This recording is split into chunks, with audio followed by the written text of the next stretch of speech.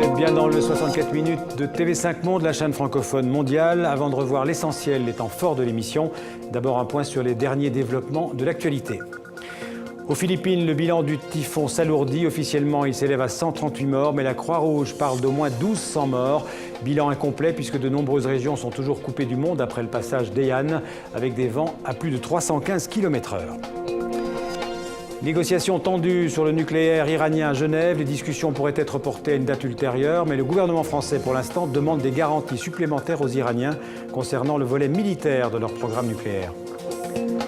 En tennis, on connaît le nom du dernier qualifié pour les demi-finales du Masters de Londres. Roger Federer a battu Juan Martín del Potro 4-6, 7-6, 7-5. Il rejoint Nadal et Djokovic et Wawrinka dans le dernier carré des maîtres. Restez avec nous sur TV5 Monde. En 2 minutes, nous allons vous rappeler l'essentiel de ce 64 minutes, ce que vous avez aimé ou ce que vous avez raté. C'est tout de suite avec Mévalo.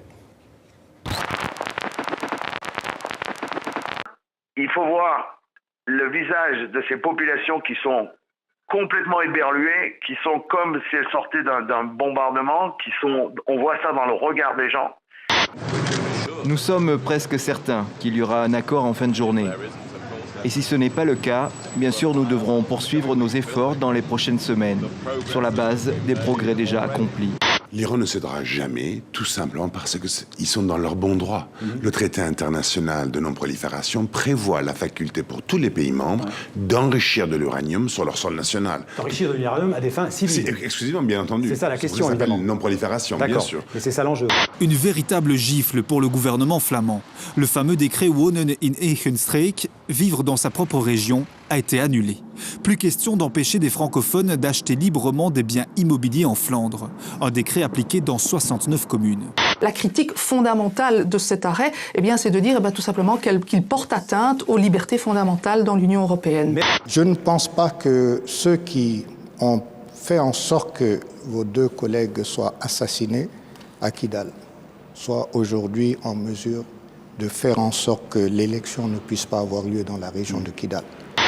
À quelques jours de l'ouverture officielle des restos, les premiers bénéficiaires, comme Christelle, viennent s'inscrire et chercher leur premier colis. La campagne d'hiver démarre le 25 novembre. Comme chaque année, les bénévoles s'attendent à servir encore plus de demandeurs. J'ai été à la rue à 18 ans. Faut savoir que j'ai eu mon premier appartement en janvier 2011. Et je vais avoir 46 ans. Alors vous avez vu le chemin qu'il faut faire.